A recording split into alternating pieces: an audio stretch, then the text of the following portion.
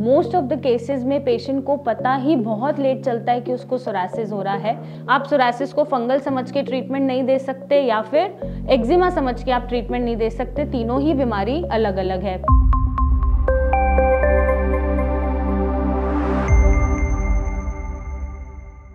Psoriasis हो तो गया, लेकिन मोस्ट ऑफ द केसेस में पेशेंट को पता ही बहुत लेट चलता है कि उसको सोरासिस हो रहा है।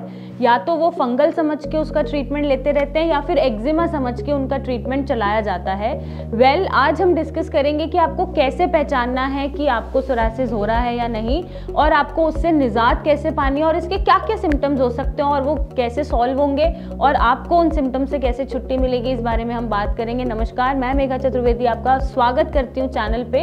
आज जो टॉपिक है वो बहुत ही सीवियर है।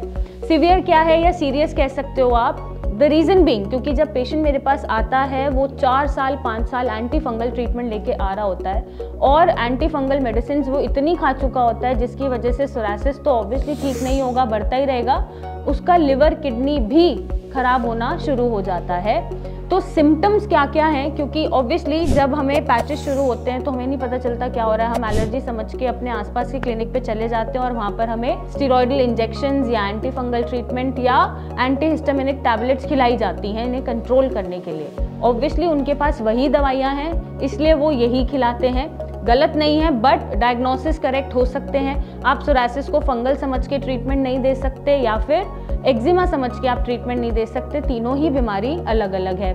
सिम्टम्स में क्या आता है कि जब सोरासिस आपको हो रहा है ना, क्योंकि सोरासिस का 7 तरीके का टाइप है, तो आपको कौन सा सोरासिस हो रहा है पहचानने की जरूरत है। अगर स्किन फोल्ड्स पे हो रहा है तो सोरासिस हो सकता है, अगर जॉइंट्स पे हो रहा है तो सोरासिस हो सकता है, अगर आपके पैरों के तलवे या हाथों पे हो रहा है, सोल्स पे हो रहा है, पाम्स पे हो रहा है तो वो सोरासिस है, स्कैल्प पे हो रहा है और स्कैल्प के आसपास ईयर्स और नेक की लाइन आपकी इफेक्टेड हो रही है, वहाँ पे पपड़ी झड़ रही है तो वो सोरासिस हो सकता है। तो सोरासिस में पपड़ी झड़ना इंपॉर्टेंट है। पपड़ी जब बनेगी सिल्वर कलर की, वाइट कलर की, तो वो सोरासिस हो सकता है। अब इचिंग इसमें कुछ पेशेंट को होती है, कुछ पेशेंट को नहीं भी होती है, तो इचिंग जरूरी सिम्टम नहीं होता। और जब सोरासिस होगा तो ये रेड इन्फ्लेमेटेड फॉर्म में होगा, चाहे वो गटेड सोरासिस हो, चाहे वो प्लेक सोरासिस हो, चाहे कोई भी सोरासिस हो।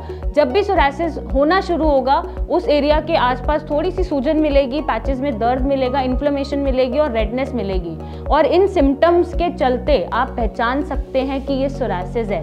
अब ये फंगल क्यों नहीं है, क्योंकि फंगल में एक ही बहुत कैरेक्टरिस्टिक सिम्टम होता है। फंगल के इन्फेक्शन में जब हम खुजली करते हैं तो हमें बहुत आनंद आता है, मीन्स हमारा मन करता है कि हम खुजली करें और वो खुजली करके बहुत सैटिस्फैक्टरी फीलिंग मिल रही होती है, और ये सोरासिस में ऐसा कुछ नहीं होता है। तो आप इस सिम्टम से अपना सोरासिस फंगल से डिफरेंशिएट कर सकते हैं। अब बात रही एक्जिमा की।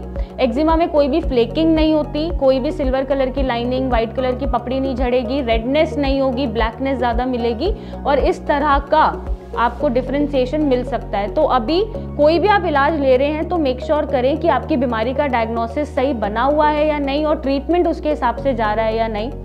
और जो हम ट्रीटमेंट दे रहे हैं, हमारे ट्रीटमेंट के साथ साथ सिया आयुर्वेदा के प्रोडक्ट्स यूज़ करके पेशेंट अपने सोरासिस के सिम्टम से फ्री हो रहे हैं, सोरासिस फ्री हो रहे हैं, उनकी फ्लेकिंग कम हो रही है, बालों में है तो हेयर फॉल कम हो रहा है, रेडनेस कम हो रही है, सूजन कम हो रही है, इन्फ्लेमेशन कम हो रही है, और उनकी स्किन पहले से बेटर फील कर रही है और अलाइव फील कर रही है। तो आप भी अपने सोरासिस के सिम्टम्स से फ्री होने के लिए या सोरासिस से फ्री होने के लिए सिया आयुर्वेदा को और हमारे ट्रीटमेंट को चूज कर सकते हैं, ताकि आपकी बीमारी अंदर से भी और बाहर से भी हमेशा के लिए खत्म हो जाए और आपकी स्किन अलाइव रहे।